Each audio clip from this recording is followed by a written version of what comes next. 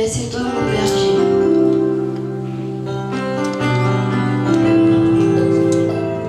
Je suis nourrie de lait, Mais c'est toi qui me fais croître. je répands ma saveur. J'entends souvent dire, La jeunesse et la vie, mais ma jeunesse est en Christ. je suis celle de la terre. Je répands ma saveur. Je suis la lumière du monde. Je brille de tout mon éclat. Je suis remplie de rêves et de projets. Ma destinée, mon futur sont entre tes mains. Mon grand roi, Seigneur Jésus.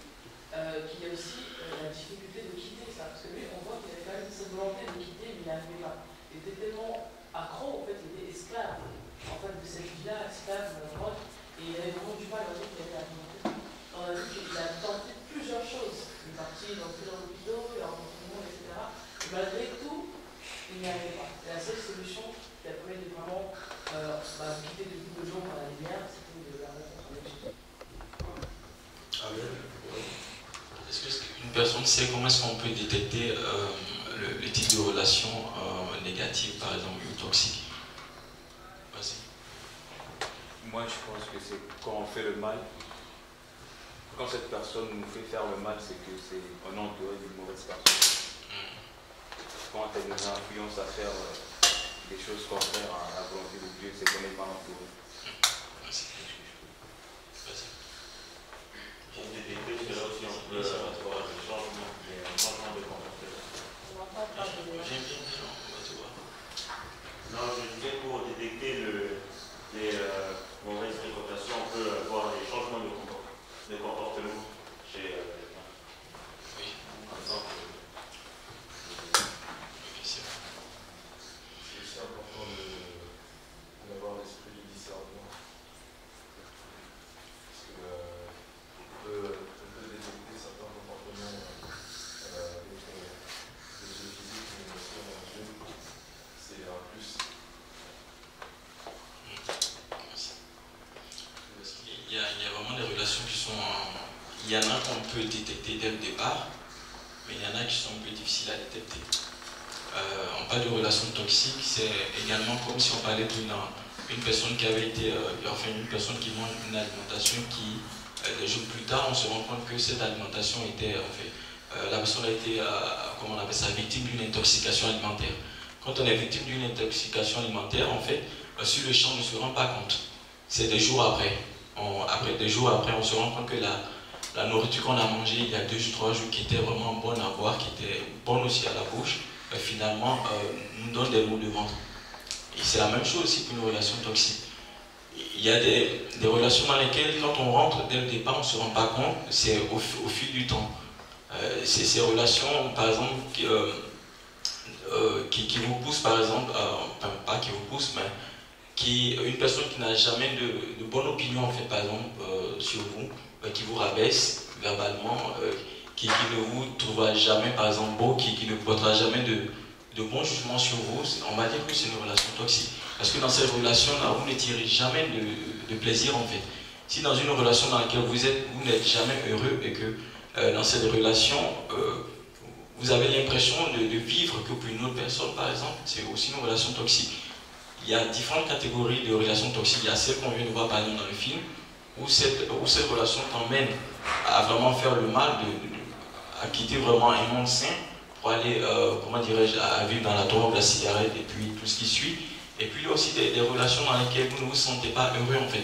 Vous vous sentez manipulé, vous vous sentez rabaissé, et aussi dans lesquelles vous êtes influencé négativement. La personne, dans cette relation, vous ne vous sentez jamais, je vais dire, vous ne grandissez pas en fait. Vous ne grandissez pas dans cette relation ne vous emmène jamais à aller vers l'avant. Dans cette relation, la personne avec qui vous avez cette relation ne donnera jamais de bonnes opinions sur les projets que vous entreprenez par exemple. La personne ne va jamais vous soutenir. Par contre, quand elle a un problème, elle viendra toujours vers vous pour vous solliciter. Il y a ça aussi, c'est aussi des relations toxiques en fait. C'est de la manipulation. Elle vise simplement à vous rabaisser, à attirer tout ce qui vient de vous, mais ne vous donne jamais rien. Oui, comme il a dit, tout ce qui est relation toxique, c'est tout ce qui est mauvais, tout ce qui est nocif, tout ce qui peut amener le lien en mal. Et au-delà du fait que nous sommes enfants de Dieu, tout le monde ne l'est pas au début. Donc, qu'on soit enfant de Dieu ou pas enfant de Dieu, on se doit de faire attention aux fréquentations, parce que ça peut avoir une influence dans nos vies.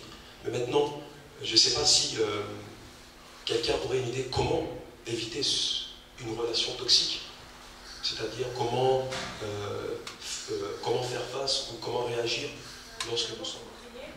Il faut demander de l'aide à Dieu. C'est le seul qui peut nous aider.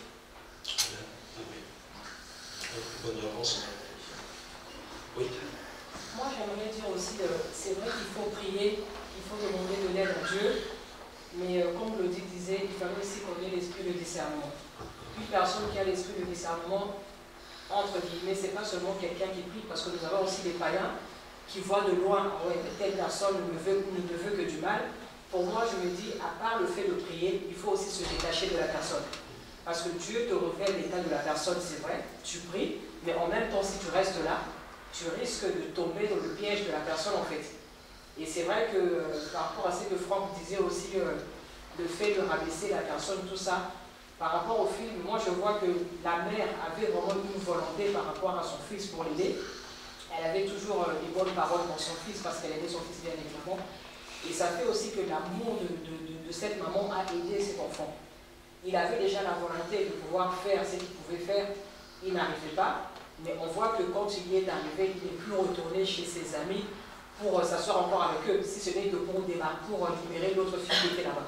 Pour moi, je me dis, prier c'est bien, mais il faut aussi savoir prendre ces gens dans son cou, à partir d'une relation que tu vois que voilà, on t'incite à prendre de la drogue, on t'incite à vouloir prendre de l'alcool, il faut partir de là. Si tu as des amis, que tu côtoies des amis qui font ce genre de choses, il ne faut pas demeurer dans cette relation-là. Leur parler de Christ, bien évidemment, mais après, il ne faut pas se dire, voilà, je reste quand même, mais je ne boirai pas, on ne sait jamais. Pour moi, c'est vraiment de partir de cette relation. Dans tous les cas, Dieu veut que nous soyons heureux dans notre vie. Une relation qui ne nous rend pas heureux, qui nous attriste, qui ne permet pas qu'on avance, de toute façon, nous devons nous éloigner de ces personnes-là. Mais parfois, il se peut que ces gens-là, ils ont besoin d'aide, ils ont besoin de quelque chose. N'hésitons pas lorsque ils font appel à nous, de tendre la main. C'est une manière aussi de prouver l'amour, mais à condition de ne pas être influencé par eux. Parce que même Jésus-Christ, dans la Bible, il a mangé avec les gens de mauvaise vie. Matthieu chapitre 9, verset 11. Amen. J'ai lu la parole de Dieu. Matthieu 9, verset 11. Chapitre 9, verset 11. Les pharisiens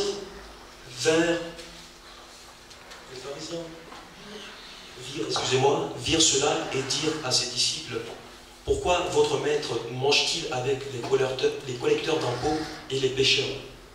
Amen. Dans d'autres versions, on dit les gens de mauvaise vie. Donc Jésus-Christ lui-même, de temps en temps, il s'asseyait à côté des gens qui n'avaient pas une bonne vie. Mais Jésus-Christ n'était pas influencé par eux.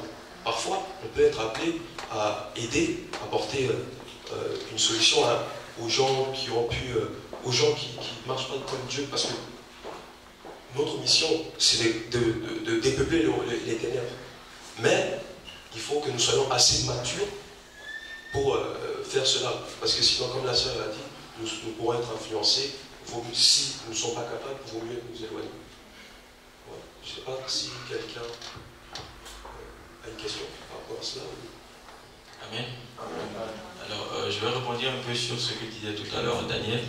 Si on n'est pas capable de pouvoir soutenir une personne, ce n'est pas la peine.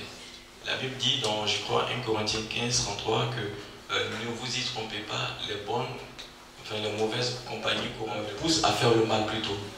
Alors donc si, parce qu'il y en a qui paraissent très très bons de cœur, qui peuvent vous emmener au resto, vous acheter des trucs, et finalement parce que ces personnes vous font des largesses, des gentillesses, vous ne pouvez pas refuser leur compagnie. Alors que vous savez que votre relation ne vous apporte guère quelque chose de bien. Alors si il en est ainsi, il vaut mieux vous en séparer parce que vous allez finir, au départ vous penserez peut-être pouvoir convaincre la personne de changer de vie, mais au fil du temps vous voyez que la personne ne change pas, c'est pas la peine de continuer cette relation, il faut mettre un terme à cette relation. On peut intervenir de façon ponctuelle pour aider une personne, mais avoir une relation amicale avec une personne, c'est dire qu'on est là pour cette personne-là. Alors que si vous passez du temps avec une personne qui a de mauvais actes, a de mauvaises paroles, vous finirez comme cette personne-là. Donc mieux vaut mettre fin à cette relation pour vous garder vous-même. Parce que vaut mieux se garder que dans une relation qui nous pousse vers, qui nous tire vers le bas. Amen. Je vais être bref pendant des minutes. Ce film, j'ai regardé. Je me vis un peu comme Victor. Avant, j'étais un manipulateur. J'aimais trop l'argent. J'aimais trop les filles. Juste une petite témoignage, moi je pouvais sortir avec 6 filles en même temps. Gédéon, Grady, ils étaient dans la même classe que moi. J'étais un manipulateur, j'étais quelqu'un qui aimait trop s'amuser. Et il y a un jour, Gédéon, on était dans l'école, avec Grady aussi. Il m'a dit un jour, est-ce que tu peux venir à l'église? Il y a une journée de jeunesse. Il dit pas de souci, j'ai rien à faire, on y va. Je suis parti, j'ai aimé. Et après, le dimanche, je ne suis pas venu parce qu'il disait que toi tu aimes trop t'amuser, si toi tu vas, ils vont te prendre la tête, tu aimes trop t'amuser. Et mes parents, eux, ils allaient à l'église. Non, ma mère allait à l'église tous les jours. Elle me parlait tout le temps. En plus, quand elle faisait à manger, elle chantait. Je dis, maman, je regarde la télé, arrête de chanter. Elle chantait, elle louait. Et après, il y a une autre chose, il m'appelait, et tu viens à l'église. J'ai dit d'accord, pas de souci, parce que lui, sinon, si je ne viens pas, il va commencer à m'appeler encore. J'y vais. Je commençais à venir petit à petit toute seule. C'est plus Gédéon qui m'appelait, c'était moi qui venais. Un jour, Papa Ben, il a prêché, il disait qu'en fait, dans ce monde, ça peut s'arrêter d'un coup. Profite, mais avec Dieu, tu seras plus grand, tu vas connaître plus de choses. J'ai appris avec Papa Ben, avec tous les frères ici. Moi, j'ai connu Dieu, j'ai été baptisé avec Papa Ben, parce qu'en fait, j'ai reçu le Seigneur dans ma vie. Maintenant, à l'heure d'aujourd'hui, j'ai 20 ans. Mais quand on me voit, on me dit, toi, tu n'as pas 20 ans. Parce que la façon comment tu parles, la façon comment tu t'exprimes, la façon comment tu parles Dieu, tu n'as pas 20 ans. Et moi, dans ma vie, j'ai connu beaucoup de choses et j'ai fait beaucoup de choses. Et c'est pour ça que vous êtes jeunes. Vous êtes jeunes, mais c'est maintenant, il faut recevoir Dieu dans votre vie. C'était juste ça que je voulais vous dire. La jeunesse. Et c'est la jeunesse qui prendra le relais. Je crois que tu n'es pas venu ici par hasard. C'est Dieu qui a voulu que tu sois là. Et je n'aimerais pas que quand tu vas quitter cette salle, tu reviennes dans les mêmes habitudes. Amen. Vous savez, ici, nous faisons les tamis dans cette église. Moi, les groupes que vous voyez là, je suis avec eux au lycée. Et je vous remercie pour la présence. Vous savez, il y a des jeunes qui sont rentrés dans des collèges, lycées, universités, sains. Mais ils sont devenus malsains dans ces groupes. où ils sont ressortis mal. Parce qu'ils aimeraient copier les amis. Mais j'aimerais que l'un des jeunes soit un jeune de distinction, qui influence d'autres jeunes, à savoir suivre le Seigneur dans la sanctification. Les jeunes d'aujourd'hui, c'est difficile, surtout ici en Occident. Quelqu'un aimerait plus avoir son copain, sa copine.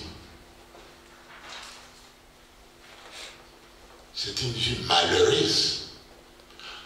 Et je vous demande, si tu n'es pas encore marié, de savoir vous garder dans la sanctification jusqu'au jour du mariage. Moi, avant que je me marie avec mon épouse, nous ne sommes pas connus. C'est le jour où on nous a bénis à l'église que par là, nous sommes connus. Et puis après, aujourd'hui, nous sommes bénis, on a 8 enfants. Amen. Il faut savoir avoir la patience, attendre le moment favorable. Dans 2 Timothée chapitre 3, 1 jusqu'à 5,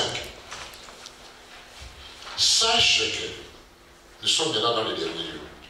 Dans les derniers jours surgiront les temps difficiles. Et nous sommes en train de les vivre aujourd'hui. Car les hommes seront égoïstes, amis de l'argent, comme on a entendu le témoignage de ce jeune homme, fanfarons, orgueilleux, blasphémateurs, rebelles à leurs parents. Aujourd'hui, les enfants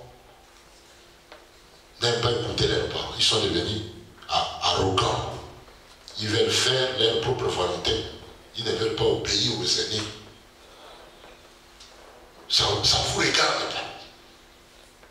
C'est mon problème à moi. Rebelles à leurs parents. Ingrats. Sacrilège. Insensible. Insensible, c'est celui qui n'écoute pas. Celui qui endurcit son cœur.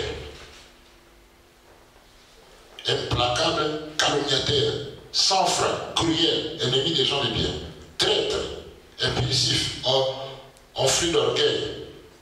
Regardez maintenant, aimant leur plaisir plus que Dieu. Quand toi tu commences à aimer les choses du monde plus que Dieu, Dieu, il n'est pas avec toi. Dieu aime la danse mondaine. Les musiciens du monde sont devenus vos refus, ce que le monde vous donne. Puisque ça va vous pousser à faire n'importe quoi. Aimons le plaisir plus que Dieu. Faites attention. Il gardera la forme extérieure de la piété. Quelqu'un qui porte sa grosse Bible, il va à l'église, on se remet qu'il prie. Je reconnais c'est toi, Seigneur. C'est toi le bon, le merveilleux. Je reconnais que c'est toi, Jésus, mon Seigneur. Tu m'as lavé de la boue du péché. Tu m'as délivré de tout. Tu m'as rejeté. Hier, rejeté. Et aujourd'hui, tu m'as récupéré. Seigneur, Jésus, avec toi, il y a tout. Avec toi, Seigneur Jésus, mon roi, on fera des grandes choses. On fera des merveilles. Tu es l'alpha et l'oméga, Yahweh. Jésus. Moi, mon quotidien, c'était la drogue, le sexe, soirée. Mais quand j'ai reconnu ta parole, j'ai écouté ta parole, je sais que la vraie vie, c'est pas ça. La vraie vie, c'est ta parole. La vraie vie, Seigneur, c'est écouter ta parole, c'est apprendre ta parole. La vraie vie, Seigneur, c'est que toi, tu as sacrifié ton propre fils pour nous sauver. Ton sang a coulé sur mon montagne de Golgotha pour nous laver. Toi, Seigneur, tu es bon. Et je te dis merci. Toi, tu es saint, tu es merveilleux. Au nom puissant de Jésus-Christ. Amen.